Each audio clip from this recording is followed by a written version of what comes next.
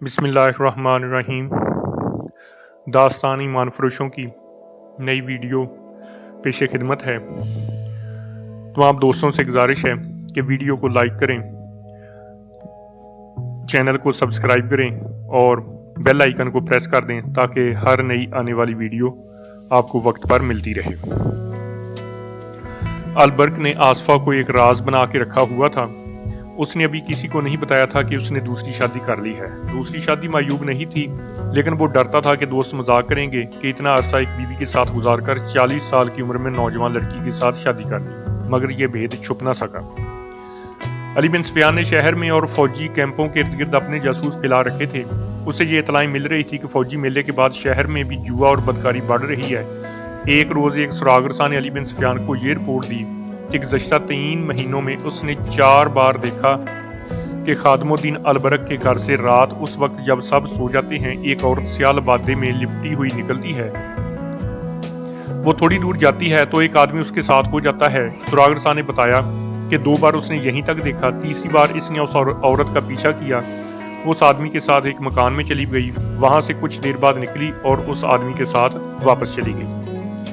उस सुरागरसा ने बताया कि इसने इस औरत को गुज़श्ता रात घर से निकलते एक आदमी के साथ जाते देखा तो ताक़ब किया। वो इसी मकान में दाखिल हो गई। जरा सी देर बाद वो एक आदमी के साथ मकान से निकली। वो दोनों शहर के एक बहुत बड़े मकान में दाखिल हो गए। सुरागरसा मकान से दूर दूर रहा। बहुत सा वक्त गुजर जाने के बाद उस मकान से एक एक करके 11 आदमी निकले। आखिर में ये औरत एक आदमी के साथ निकली।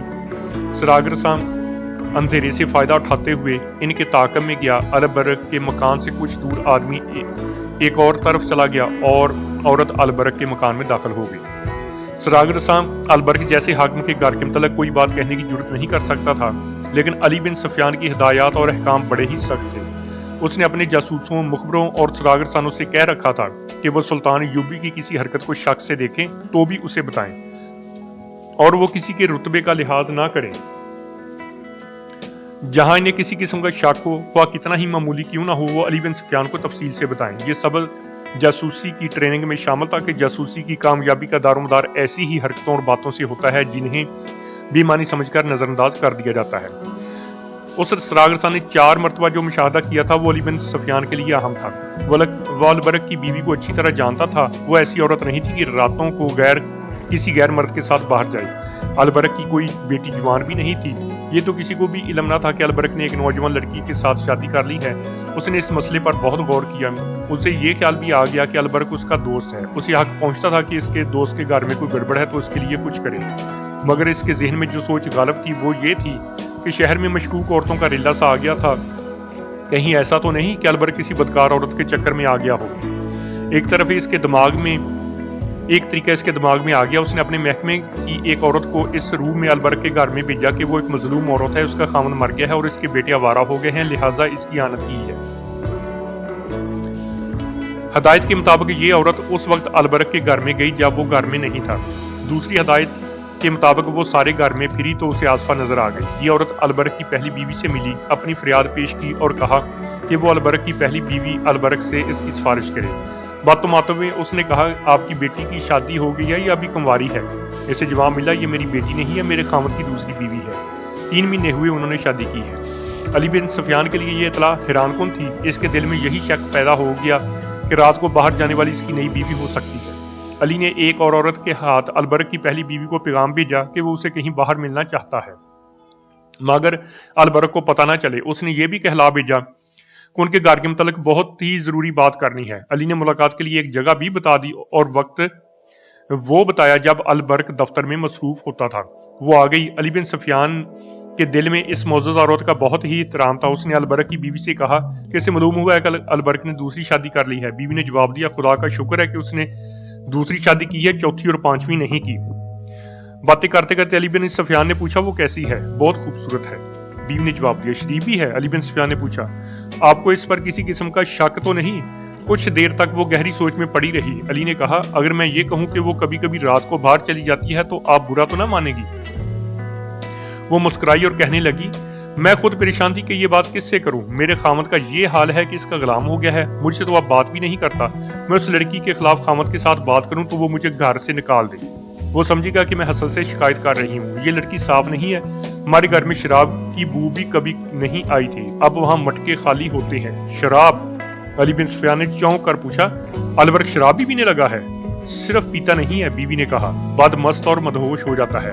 میں نے 6 بار اس لڑکی کو رات کے وقت باہر جاتے اور بہت دیر بعد گھر آتے دیکھا ہے۔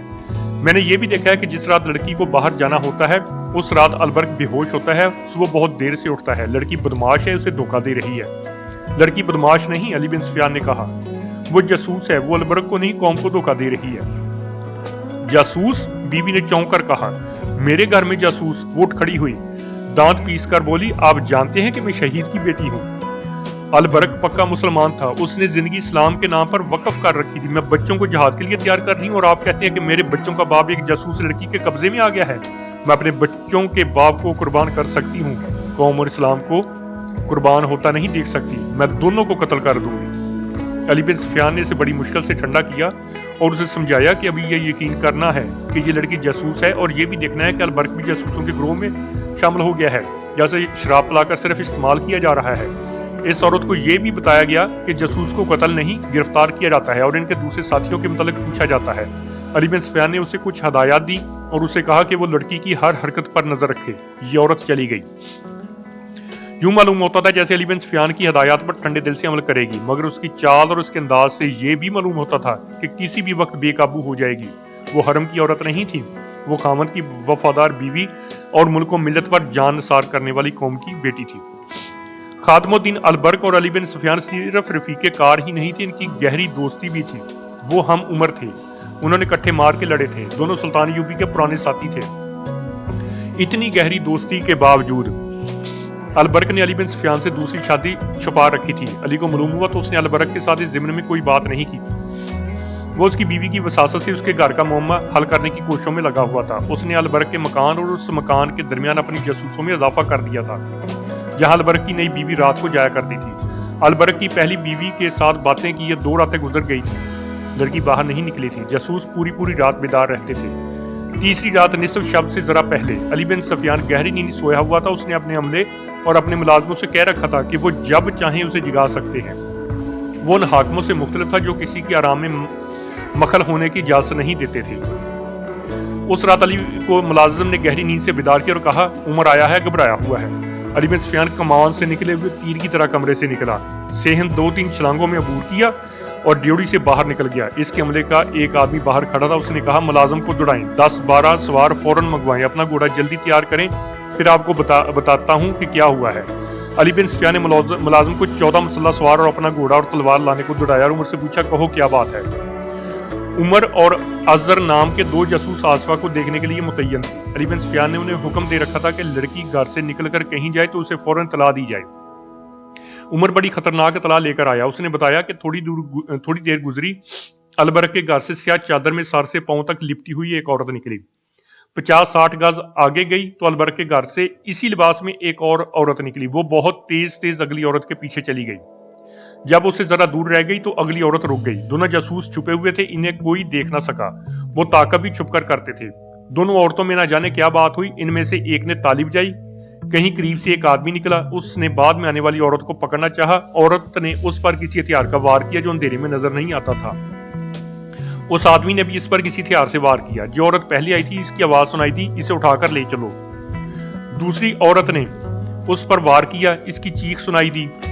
دونوں عورتوں نے اس پر ایک اور وار کیا اور آدمی کا وار بچایا بھی، دونوں عورتیں زخمی ہو گئی تھیں۔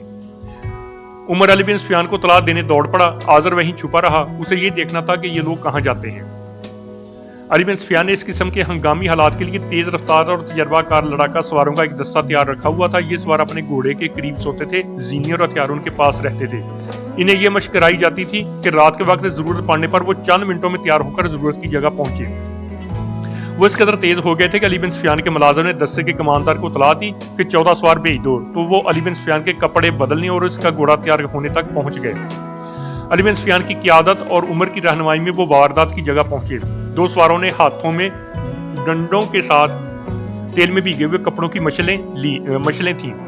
وہاں 2 لاشیں پڑی تھی۔ علی بن سفیان نے گھوڑے سے اتر کر دیکھا، ایک البرک کی پہلی بیوی تھی، دوسرا آزر تھا، عمر کا ساتھی۔ دونوں زندہ تھے اور خون میں ڈوبے ہوئے تھے۔ आज़र ने बताया कि वो अलबरक की बीवी को फेंक कर चले गए तो वो उसके पास गया। अचानक पीछे से किसी ने उस पर खंजर के 3 वार किए। वो संभल ना सका, हमलावर भाग गया। आज़र ने बताया कि दूसरी औरत अलबरक के घर की तरफ नहीं गई बल्कि उधर गई है जहां वो पहले जाया करती थी। उमर को इस घर का इल्म था। अली बिन सुफियान ने 2 सवारों से कहा कि वो दोनों जख्मियों को फौरन जराह के पास ले जाएं और उनका खून रोकने की कोशिश करें।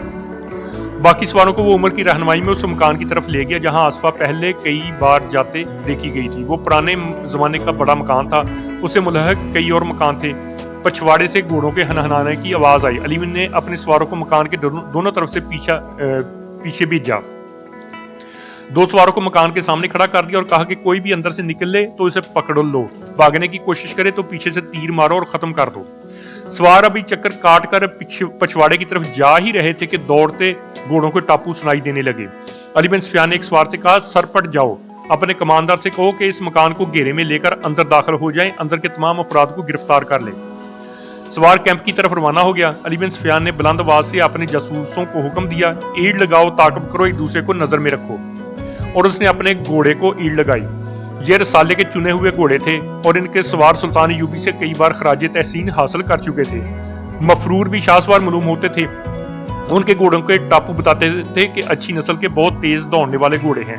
ये शहर का इलाका था जहां मकान की रुकावटें थी, गलियां थी जो घोड़ों के दौड़ के लिए कुशादा नहीं थी। उनसे आगे खुला मैदान था।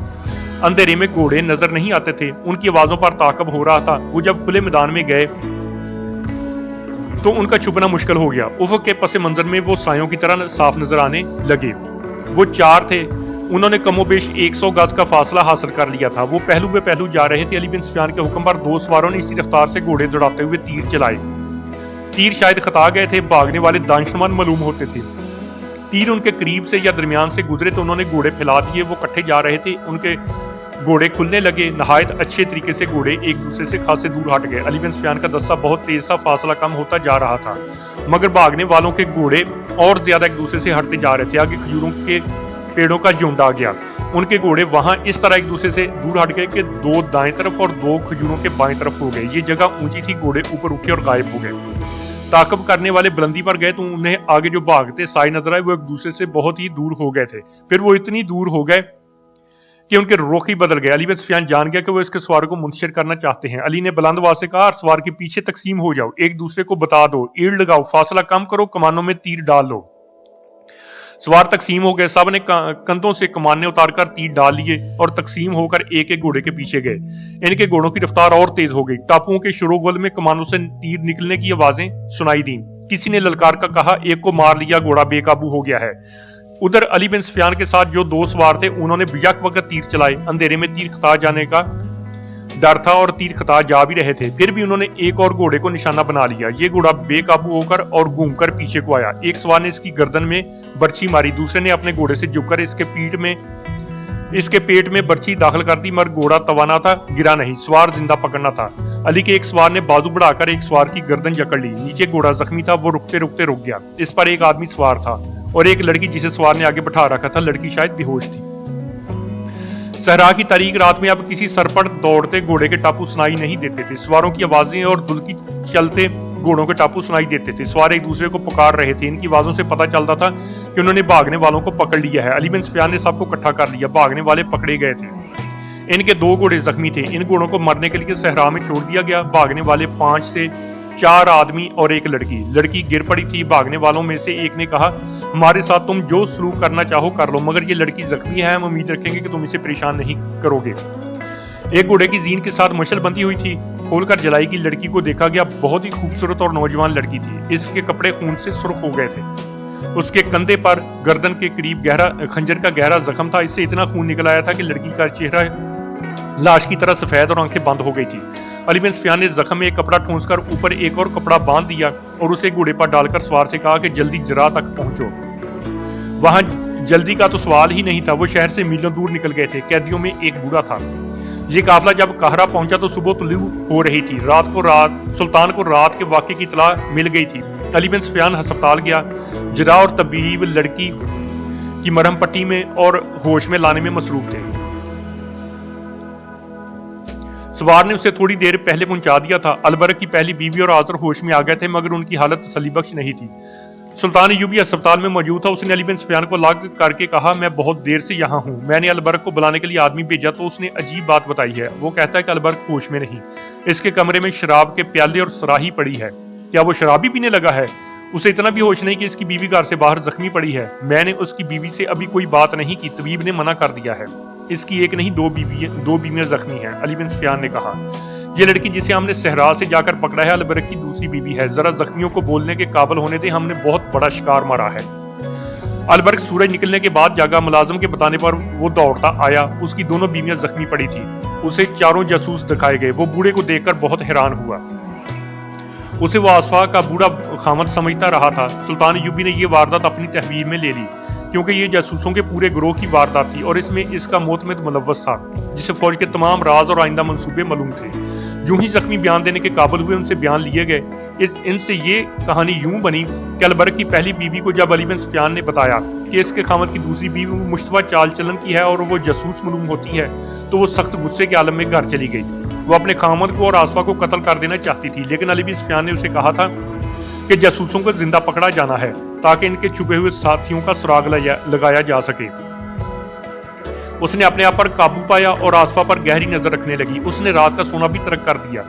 मौका देकर उसने इनके सोने वाले कमरे के एक दरवाजे में छोटा सा सुराख कर लिया जो दूसरे कमरे में खुलता था।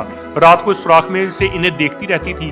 2 रातें तो उसने यही देखा कि लड़की अलबरक को शराब पिलाती थी और ओरियानी का पूरा मुजाहरा करती थी। वो सुल्तान अय्यूबी की बातें ऐसे अंदाज से करती थी जैसे वो इसका पीर और मुर्शद हो। सलीबियों को बुरा भला कहती और वही बातें करती जो सुल्तान अय्यूबी के जंगी मंसूबे में शामिल थी। अलबरक उसे बताता था कि सुल्तान क्या कर रहा है और क्या सोच रहा है। अलबरक की पहली बीवी ने 2 रातें यही कुछ देखा और सुना। तीसरी रात वो नाटक खेला गया जिसका अलबरक की पहली बीवी को बेताबी से इंतजार था। आसफा ने अलबरक को शराब पिलानी शुरू की और इसे बिल्कुल हैवान बना दिया। आसफा दोनों प्याले उठाकर और ये कहकर दूसरे कमरे में चली गई, दूसरी लाती हूँ। वो वापस आई तो प्यालों में शराब थी। उसने एक प्याला अलबरक को दे दिया, दूसरा खुद मुंह से लगा लिया। इसके बाद उसने बेहद नंगी हरकतें की और अलबरक बेसुध लेट गया। आसफा ने कपड़े पहने और अलबरक को आहिस्ता आहिस्ता हिलाया। वो ना बोला, फिर उसे हिलाया, हाथ से उसके पपोटे और ऊपर किए, मगर उसकी आंखें ना खुली। उसने प्याले दूसरे कमरे में ले जाकर शराब में बेहोश करने वाली कोई चीज अलबरक के प्याले में मिला दी थी। आसफा ने कपड़े तब्दील किए और ऊपर से चादर इस तरह ले ली कि सर से पांव तक छुप गई। आधी रात होने को थी। उसने कंदील बुझाई और बाहर निकल गई। पहली बीवी आग बगोला हो गई। उसने खंजर उठाया, ऊपर लबादा ओढ़ा।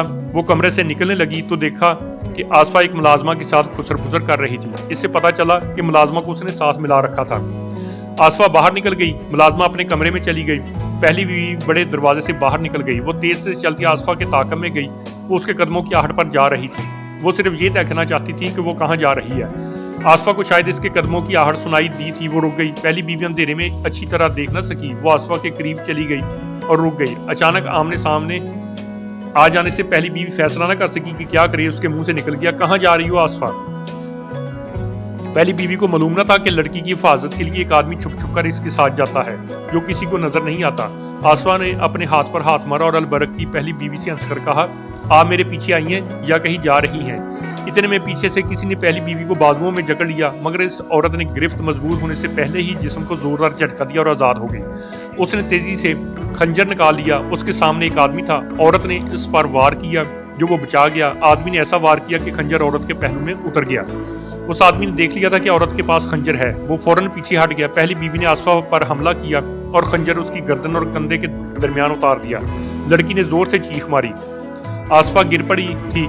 अलबरक की पहली बीवी को भी गहरा जख्म आया था जो पहलू से पेट तक चला गया था।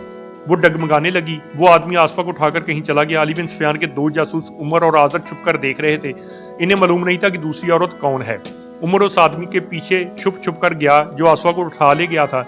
वो इसी मकान में ले गया जहां वो जाया करती थी। वहां से उमर अली बिन सुफियान को तला देने चला गया। आजर ने बताया कि वो वहीं छुपा रहा। जख्मी औरत वहीं पड़ी थी, वहां और कोई ना था। आजर इस औरत के पास जाकर बैठ गया। पीछे से किसी ने इस पर खंजर से 3 वार किया और हमलावर भाग गया।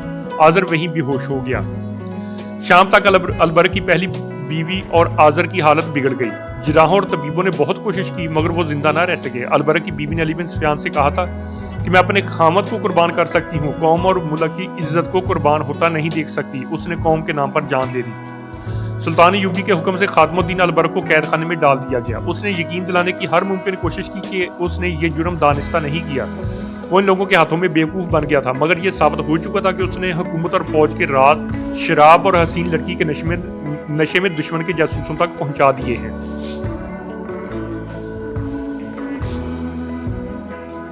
सुल्तान यूबी कत्ल का जुर्म बख्श सकता था, शराबखोरी और यशी का और दुश्मन को राज देने का जराइम नहीं बख्शा करता था। आसफा से उस रोज कोई बयान न लिया गया। इस पर जख्म का इतना असर नहीं था जितना खौफ का था। वह जासूस लड़की थी, सिपाही नहीं थी। उसे शहजादी के रूम में शहजादों से भेद लेने की ट्रेनिंग दी गई थी। उसने सोचा भी न था कि इसका ये हशर भी हो सकता है। इस पर ज्यादा खौफ इसका था कि वो मुसलमानों की कैदी है और मुसलमान इसे बहुत खराब करेंगे। एक खतरा ये भी इसे नजर आया कि मुसलमान उसके जख्म का इलाज नहीं करेंगे। उसने इस खतरे का इजहार हर उस आदमी से किया जो उसके करीब गया। वो डरे हुए बच्चे की तरह रोती थी। अली बिन सुफियान ने इसे बहुत तसल्ली दी कि इसके साथ वही सलूक किया जाएगा जो किसी मुसलमान औरत के साथ किया जाता है। मगर वो सुल्तान यूबी से मिलना चाहती थी। आखिर सुल्तान को बताया गया। सुल्तान यूबी उसके पास गया और उसके सर पर हाथ रखकर कहा कि इस हालत में वो इसे अपनी बेटी समझता है। मैंने सुना था कि सुल्तान यूबी तलवार का नहीं दिल का बादशाह है। आसफा ने रोते हुए कहा, इतना बड़ा बादशाह जिसे शिकस्त देने के लिए ईसाइयों के सारे बादशाह इकट्ठे हो गए हैं। एक मजबूर लड़की को धोखा देते अच्छा नहीं लगता। इन लोगों से कहो कि मुझे फौरन जहर दे दें। मैं इस हालत में कोई अजियत बर्दाश्त नहीं कर सकूंगी। कहो तो मैं हर वक्त तुम्हारे पास मौजूद रहूंगा। सुल्तान यूबी ने कहा, मैं तुम्हें धोखा भी नहीं दूंगा, अजियत भी नहीं दूंगा, मगर वादा करो कि तुम भी मुझे धोखा नहीं दोगी। तुम जरा और बेहतर हो लो। तबीब ने कहा है कि तुम ठीक हो जाओगी। अगर तुम्हें अजियत देनी होती तो मैं इसी हालत में कैद खाने में डाल देता।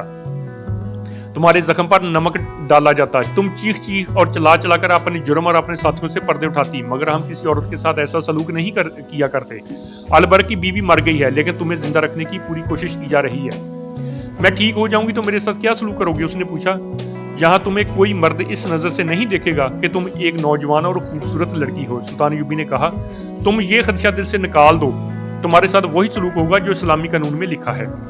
उस मकान की तलाशी ली गई थी जहां आसफा जाया करती थी। वो किसी का घर नहीं था, जासूसों का अड्डा था। अंदर अस्तबल बना हुआ था। अंदर से 5 आदमी बरामद हुए थे। इन्हें गिरफ्तार कर लिया गया। इन पांचों ने इन चारों ने जिन्हें ताकत में पकड़ा गया था जुर्म का इतराफ करने से इनकार कर दिया। आखिर उन्हें इस तहखाने में ले गए जहां पत्थर भी बोल पड़ते थे। बूढ़े ने तस्लीम कर दिया कि उसने इस लड़की को दाने के तौर पर फेंक कर अलबरक को फांसा था। उसने सारा नाटक सुना दिया। दूसरों ने भी बहुत से पर्दे उठाए और इस मकान का राज फाश किया जिसे शहर के लोग एहतराम की निगाहों से देखते थे। इस मकान में बहुत सी लड़कियां रखी गई थी जो 2 मकासद के लिए इस्तेमाल होती थी। एक जासूसी के लिए और दूसरी हाकिमों और ऊंचे घरानों के मुसलमान नौजवानों का खलाक तबाह करने के लिए। वो मकान जासूसों और तकरीबकारों का अड्डा था। इन जासूसों ने यह भी बताया कि सुल्तान यूबी की फौज में उन्होंने अपने आदमी भर्ती करा दिए हैं जिन्होंने सिपाहियों में जुएबाजी की आदत पैदा कर दी है। वो हारी हुई बाजी जीतने के लिए दूसरे के पैसे चुराते और चोर बनते जा रहे हैं। शहर में उन्होंने 500 से कुछ ज्यादा फाहिशा औरतें फैला दी हैं जो नौजवानों को फांस कर इन्हें अय्याशी की राह पर डाल रही हैं। खुफिया कुमार खाने भी खोल दिए गए हैं। इन लोगों ने यह भी बताया कि उन सडानियों को सुल्तान के खिलाफ भड़काया जा रहा है जिन्हें फौज से निकाल दिया गया था। सबसे अहम इंकशाफ ये था कि उन्होंने 6 ऐसे मुसलमान अफसरों के नाम बताए जो सुल्तान यूबी की हुकूमत में अहम हैसियत रखते थे मगर सुल्तान यूबी के खिलाफ काम कर रहे थे। आसफा ईसाई लड़की थी। इसका नाम फ्लीमेंगो बताया गया। वो यूनानी थी। इसे 13 साल की उम्र से इस काम की ट्रेनिंग दी जा रही थी। इसे मिस्र की जुबान सिखाई गई। ऐसी सैकड़ों लड़कियां मुसलमान इलाकों में इस्तेमाल करने के लिए तैयार की गई थी जिन्हें चोरी छुपे इधर भेजा गया था।